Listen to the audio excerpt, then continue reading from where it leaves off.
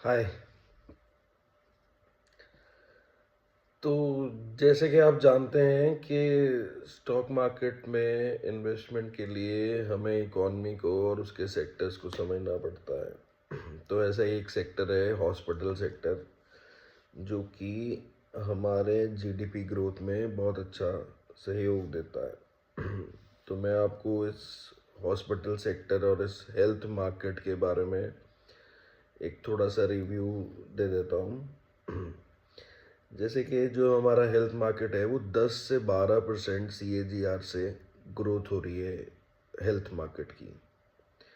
और 1990 में 3.9 trillion US dollars का ये मार्केट था इंडिया में। और 2025 तक ये हो गया 6.9 ट्रिलियन यूएस डॉलर्स का। और उम्मीद है 2030 तक बाय 2030 ये 10 ट्रिलियन का मार्केट बन जाएगा इंडिया में। तो इसमें दो हॉस्पिटल्स फिलहाल जो अभी के रिजल्ट्स हैं उनके बेस पे, एक यथार्थ हॉस्पिटल है वो बहुत अच्छा ग्रो कर रहा है और वो स्मॉल कैप में है, और एक मैक्स हॉस्पिटल है वो लार्ज कैप में है। एक और को आप स्टडी कर सकते हैं, वो है Krishna institute of medical sciences, KIMS जिसे हम बोलते हैं, किम्स हॉस्पिटल्स। उसके बाद जो इनका बेड का ग्रोथ हो रहा है वो 25% CAGR से हो रहा है। मतलब ये लोग जो अपने बेड्स, हॉस्पिटल के बेड्स बढ़ा रहे हैं वो 25% CAGR से बढ़ा रहे हैं, जबकि हेल्थ मार्केट जो है वो 10 से 12% CAGR से ग्रो हो रही है। अब बेसिकली ये इतनी ग्रोथ आ कहाँ से रही है, इतना पेनिट्रेशन क्यों हो रहा है और कैसे हो रहा है, उस सेक्टर को समझने के लिए, मतलब किसी भी कंपनी में इन्वेस्ट करने के लिए आपको उसका बिजनेस समझना ज़रूरी है। बिजनेस समझने के लिए उस सेक्टर को समझना ज़रूरी है और उस पूरे इकोसिस्टम को समझना ज़रूरी है। कि अगर हम आज से लॉन्ग टर्म की बात करते हैं, अगर हम विजनरी बनते हैं, तो अगर जब तक आप पूरे सेक्टर को, पूरे इकोसिस्टम को नहीं समझेंगे, ग्रोथ के ट्रिगर्स को नहीं समझेंगे, डिमांड कहाँ से आ रही है, तो फिर आपका फेथ नहीं बन पाएगा कंपनी पे। आप जब तक विश्वास नहीं करेंगे किसी चीज़ पे तो तब तक ग्रोथ कर नहीं पाएंगे। ठीक है। अब ऐसे तो आयुर्वेदिक भी है, इसमें डायग्नोस्टिक्स भी है, फार्मेसी भी है, हेल्थ सेक्टर में बहुत सारे ऑप्शंस हैं, लेकिन ये हॉस्पिटल सेक्टर बहुत अच्छा ग्रोथ में है। अब मेनली जो इतना पेनिट्रेशन हो रहा है, मेनली तो टायर 1 टायर 2 सिटीज़ में, जो मेट्रो सिटीज़ है वहाँ पर बड़े बड़े हॉस्पिटल है, और जो आसपास के सिटीज़ हैं या दूर दूर से भी लोग इलाज कराने वहीं पे जाते हैं। जैसे कि आप जानते हैं हमारे नदर्न रीजन में, दिल्ली में, गाज़ियाबाद में, आपका चंडीगढ़ में या फरीदाबाद में, ऐसे बहुत सारे हॉस्पिटल्स अभी बड़े बड़े खुल रहे हैं। और जो ट्रिगर है वो बेसिकली है बीमारियां। अब बीमारियां क्या हैं? मेनली तो लाइफस्टाइल डिजीज़ है, और एक ये है कि हमारी ओवर एज पॉपुलेशन बहुत ज़्यादा है। दूसरा जो लाइफस्टाइल डिजीज़ में आपका डायबिटीज़ हो गया, आपका ओबेसिटी हो गया, और मेन जो है जो इसको ट्रिगर कर रहा है वो कर रहा है कैंसर। कैंसर मतलब ऑन्कोलॉजी में आता है कैंसर, तो उसका जो है बहुत बड़ा योगदान है इस हॉस्पिटल इंडस्ट्री को चलाने में। और मेनली हॉस्पिटल्स जो है वो पैसा अपना सर्जरी से कमाते हैं, और जो लोग इलाज कराने आते हैं उनके स्टेज जो होते हैं उनका जो वो बिल बनता है उससे इनका पैसा आता है, ग्रोथ होती है। और ये मेडिसिन्स भी बेचते हैं, सब कुछ जो भी मेडिकल से रिलेटेड चीज़ें हैं वो सब लोग वो सब कुछ बेचते हैं। और मेनली जो सुपर स्पेशलिटी हॉस्पिटल्स हैं, जैसे उसमें ऑन्कोलॉजी हो गया जो मोस्ट लुक्रेटिव है, उसके बाद कार्डियोलॉजी है, उसके बाद न्यूरोलॉजी है, गैस्ट्रोएंटरोलॉजी है, और जो ऑर्गन ट्रांसप्लांट होते हैं वो है, और नेफ्रोलॉजी है, ऐसे करके सुपर स्पेशलिटीज़ हॉस्पिटल्स की होती है जो बीमारियों का ट्रीटमेंट करती है। लेकिन जो मेन इन दो हॉस्पिटल्स की अगर हम बात करें तो ऑन्कोलॉजी जो है उसका बहुत बड़ा रीज़न है। 12% सीएजीआर से ग्रो हो रहा है और 2019 में 1 मिलियन केसेस थे कैंसर के, जो कि 2024 तक आते आते वो हो गए 1.53 मिलियन। और इस कैंसर की वजह से जो 2024 में डेथ हुई वो हुई 8,74,000 डेथ हुई, और 2045 तक 2.46 मिलियन केसेस कैंसर के हमारे देश में आ जाएंगे। और इसमें जो मेन कॉजेज हैं भाई, लेडीज़ में ब्रेस्ट कैंसर है, बहुत बड़ा रीज़न है। ब्रेस्ट कैंसर के 2,38,000 रिसेंट केसेस आए हैं।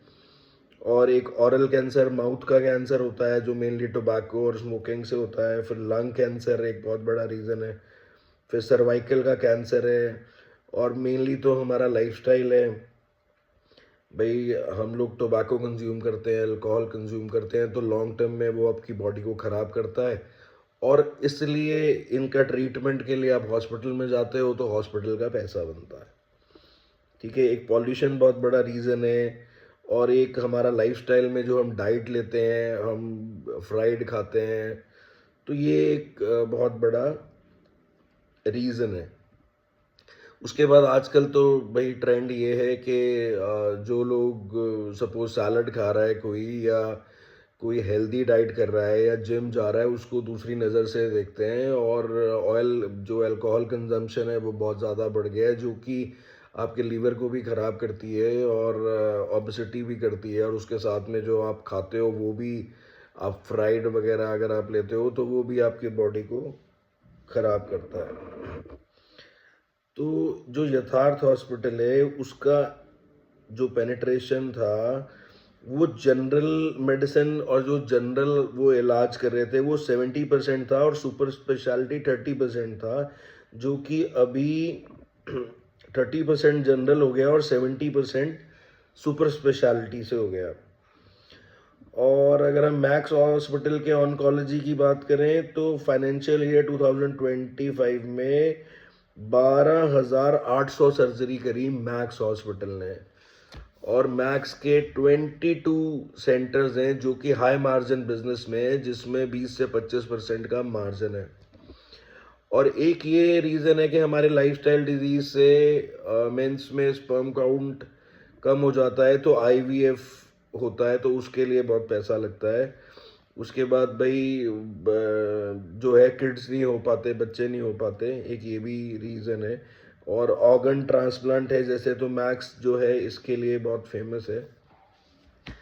उसके बाद दूसरा जो ट्रिगर है जो हॉस्पिटल इंडस्ट्री की ग्रोथ में है वो है हेल्थ इंश्योरेंस। अब हेल्थ इंश्योरेंस में कोविड के बाद जो है वो बहुत बड़ा शिफ्ट आया और लोगों को अवेयरनेस हुई कि हेल्थ इंश्योरेंस कराना चाहिए। तो अभी प्राइवेट सेक्टर इंश्योरेंस 67% हो गए और 33% गवर्नमेंट के हो गए। उसके बाद फाइनेंशियल ईयर 15 तक जो इंश्योरेंसेस थे हमारे इंडिया में वो थे 288 मिलियंस थे, जो कि अभी हो गए 573 मिलियंस। उसके बाद जो पेनिट्रेशन हुआ वो 42% का हुआ। और मेनली इंश्योरेंस से फ़ायदा ये है कि इंश्योरेंस को हॉस्पिटल्स अलग से चार्ज करते हैं, और जिसमें दोनों का फ़ायदा है भाई। कंज्यूमर इंश्योरेंस कराता है तो उसे जब ज़रूरत पड़ती है तो वो इंश्योरेंस से कैशलेस का फैसिलिटी है जैसे, तो उसको उससे बेनिफिट होता है। और हॉस्पिटल को भी बेनिफिट ये होता है कि भाई वो चार्ज एक्स्ट्रा करता है। और उसके बाद कैशलेस जैसे फैसिलिटी मैंने आपको बताया। उसके बाद गवर्नमेंट स्कीम्स जो हैं जैसे आयुष्मान गवर्नमेंट करती है। और गवर्नमेंट ने इस बार 99,800 करोड़ का हेल्थ केयर के लिए बजट रखा है, जो कि पिछले फाइनेंशियल ईयर से 10% ज़्यादा है। उसके बाद एक इम्पॉर्टेंट ट्रिगर है वो है मेडिकल टूरिज्म का, जो कि 20% CAGR से ग्रो हो रहा है। इसमें क्या होता है, मेडिकल टूरिज्म में जैसे इंडिया के बहुत सारे कंट्रीज़ के साथ रिलेशंस अच्छे हैं, तो फॉरेन पेशेंट्स हमारे यहाँ बहुत आते हैं।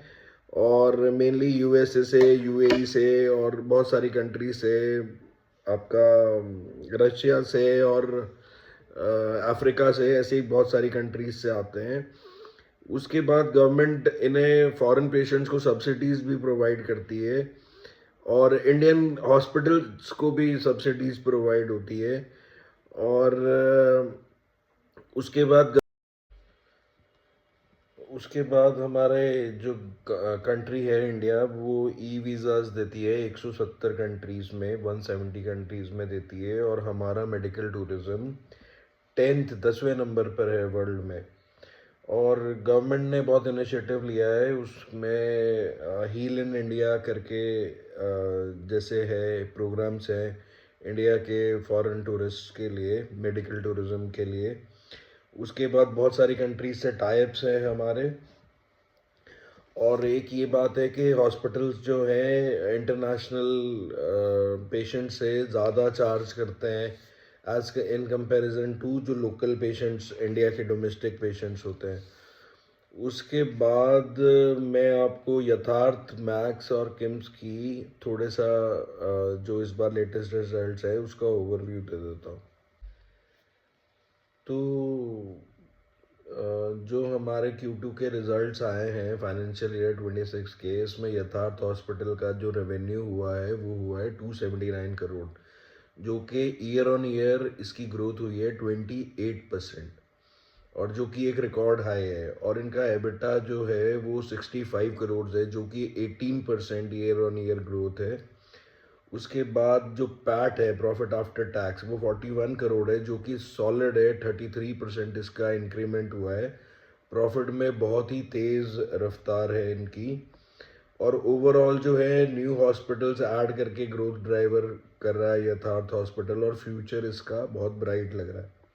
उसके बाद मैक्स हॉस्पिटल बहुत बड़ा ब्रांड है, आप लोग जानते हैं, 1 लाख करोड़ के करीब की इसकी मार्केट कैपिटल है। इस बार इसका रेवेन्यू हुआ है 2692 करोड़ रुपए का, और जो कि 21% ईयर ऑन ईयर अप है। स्ट्रॉन्ग बढ़त हुई है इसमें। और एबिटा जो है वो 694 करोड़ है, जिसमें 23% का ग्रोथ है। ईयर ऑन ईयर मार्जिन जो है वो ग्रो हुआ है, इम्प्रूव हुआ है। और पैट जो है, प्रॉफिट आफ्टर टैक्स, वो 406 करोड़ का हुआ है, जो कि 16% बढ़ा है ईयर ऑन ईयर, जो कि 1 लाख करोड़ की कंपनी के लिए बहुत बड़ी बात है। और कंसिस्टेंट परफॉर्मर है मैक्स हॉस्पिटल। और जो है एनुलाइज्ड इसका एबिटा पर बेड, अगर हम बिना खर्चे घटाए इसके प्रॉफिट की बात करें, तो एनुलाइज जो है वो 73 लाख है। और इसकी एफिशिएंसी बहुत हाई है। ओवरऑल 20 कॉन्जिक्यूटिव क्वार्टर्स में इसकी ग्रोथ ही हुई है। एक्सपेंशन जैसे न्यू बेड्स ऐड किए हैं हॉस्पिटल ने। और फिर हम किम्स की बात करते हैं। किम्स का रेवेन्यू 961 करोड़ है, और 24% ईयर ऑन ईयर का जंप है, और 10% क्वार्टर ऑन क्वार्टर का ग्रोथ हुआ है। एबिटा 208 करोड़ का है, जो कि थोड़ा डाउन है ईयर ऑन ईयर, क्योंकि इसने नए हॉस्पिटल्स और नए बेड्स बनाए हैं, तो अभी उसमें जो है ब्रेक इवन आने में टाइम लगेगा। मार्जिन पे थोड़ा सा प्रेशर है, बट लॉन्ग टर्म स्टोरी बहुत अच्छी है। और जो एक्सपेंशंस हैं वो 600 प्लस बेड्स ऐड होने वाले हैं। लॉन्ग टर्म में मार्जिन 27 से 30% तक वापस आएंगे। तो ये तो रही बात हॉस्पिटल सेक्टर की। अब कुछ बातें जो मेरे को करनी है आपसे, वो ये हैं कि एक तो आप जो है लाइक कर दें वीडियोस को, शेयर कर दें अपने दोस्तों, अपनी फैमिलीज़ के साथ, और कमेंट करें।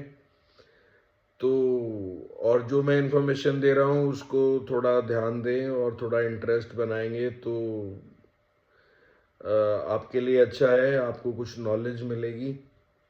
और कमेंट्स में बताएं मैं क्या वैल्यू ऐड कर पा रहा हूँ आपकी वीडियोस में। और